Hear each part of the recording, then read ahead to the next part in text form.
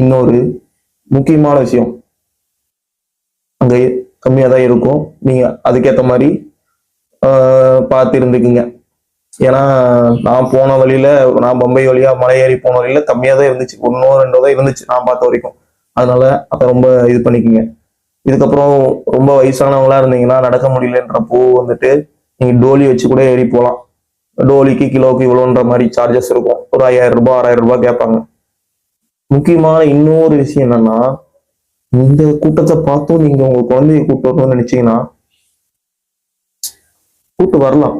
அது எப்போதும் கூட்டம் இல்லாதப்போ கூட்டு வரலாம்.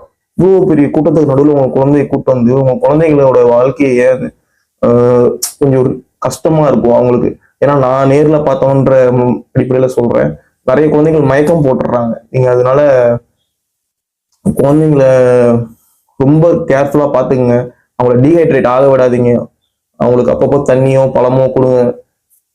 உங்களால முடியாத பட்சத்துல கூட்டிட்டு வந்துட்டீங்கன்றப்போ இதெல்லாம் நீங்க பண்ணிதான் ஆகணும். 25-30 வயசு ஆளால வந்துட்டு அவங்களாலேயே தாக்கு பிடிக்க முடியல ஒரு 20 மணி நேரம் நிக்கணும்னா, அப்போ நல்லா யோசிச்சு பாருங்க. உங்க குழந்தை, உங்களுக்கு தெரியும் உங்க குழந்தைய நீ யாரு எப்படி பாத்துக்குவாங்களோ அதை விட அதிகமா தான் நீங்க பாத்துக்கீங்க.